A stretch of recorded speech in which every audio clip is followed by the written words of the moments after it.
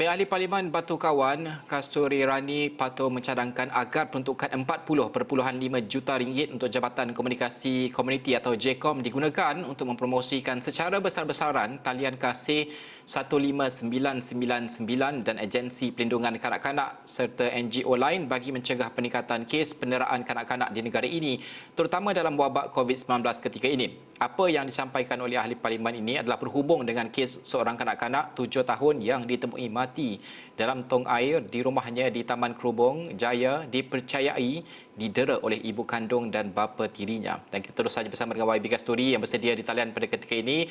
YB, bagaimana berhubung dengan cadangan YB sendiri dalam kenyataan tersebut yang mungkin YB boleh perincikan mengenai caranya dan bagaimana peruntukan ini boleh membantu mereka yang menjadi mangsa keganasan rumah tangga, khususnya kanak-kanak? Baik, salam Najib, selamat tengah hari. Terima kasih di atas jemputan untuk saya berkongsi pandangan saya mengenai kes tragik yang menimpa adik Amir 2 hari yang lepas. Saya menggesa kerajaan untuk menggunakan peruntukan 40.5 juta ringgit yang telah diagihkan untuk JKOM untuk digunakan sepenuhnya dalam usaha untuk menyampaikan maklumat yang sangat penting, terutama sekali di kala pandemik ini, dalam bentuk nombor talian kasih 15999 melalui panggilan ataupun WhatsApp, dan juga nombor-nombor yang tertera oleh agensi-agensi dan juga NGO yang berfokuskan memberikan perlindungan kepada kanak-kanak dan juga wanita. Seharusnya kerajaan mengadaptasi satu plan tindakan untuk menjangka bilangan kes penderaan atau jenayah terhadap kanak-kanak, keganasan terhadap kanak-kanak yang akan meningkat dalam tempoh PKP, seperti mana yang kita lihat dalam corak keganasan ataupun jenayah terhadap kanak-kanak dan wanita, termasuk keganasan rumah tangga yang meningkat dalam tempoh PKP tahun lepas. Maka kerajaan sepatutnya proaktif dan mengambil tindakan untuk merancang dahulu bagaimana maklumat yang penting seperti nombor talian kasih 15999 dapat didiseminasi, dihantar untuk pastikan semua orang tahu bahawa ini adalah nombor yang kita perlu panggil sekiranya kita mendengar atau kita melihat ataupun kita syak wujud penderaan ataupun jenayah seksual, keganasan rumah tangga terhadap wanita dan kanak-kanak di perkarangan taman kita, kampung kita, jiran kita, flat kita, apartmen kita yang kita duduki. Tapi malangnya kita sudah hampir akhir bulan Januari, saya tidak nampak lagi usaha tersebut untuk memastikan bahawa nombor ini sama seperti nombor 999. Kalau rumah jiran kita terbakar, kita secara refleks automatik akan panggil 999, kata rumah jiran kita terbakar. So sepatutnya nombor 15999 dan juga nombor-nombor lain, sepatutnya satu refleks untuk kita terus tekan nombor tu untuk pastikan bahawa maklumat tersebut sampai ke pihak yang boleh membantu mangsa. Saya hari ini saya ada satu program di pejabat saya dan saya tanya beberapa anak muda termasuk ibu bapa mereka sama ada mereka tahu atau tidak apa itu talian kasih dan apa nombor itu.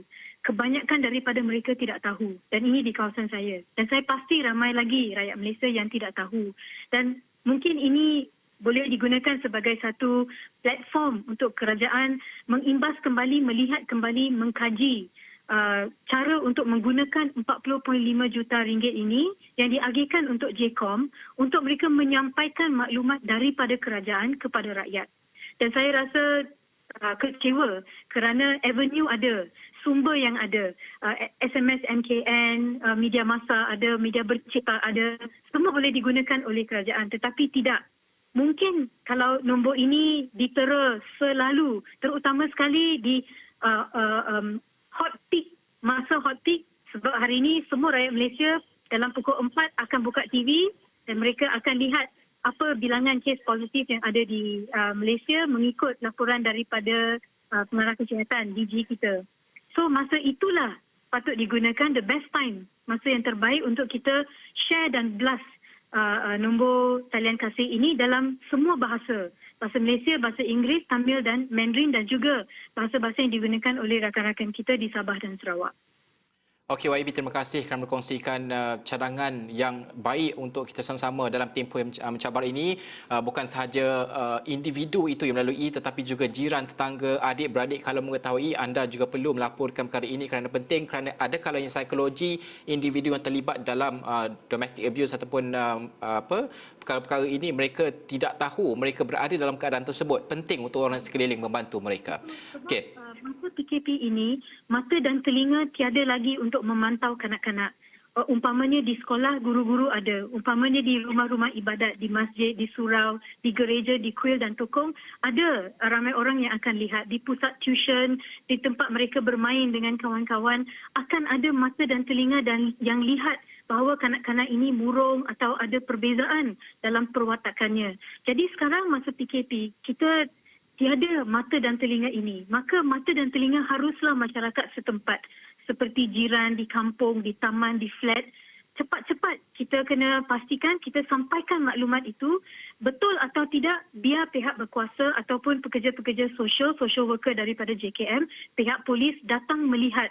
Sekiranya tidak pun, kita telah menjalankan tanggungjawab kita untuk pastikan jiran kita selamat, rumah kita selamat, komuniti kita, taman kita, kampung kita, negara kita selamat.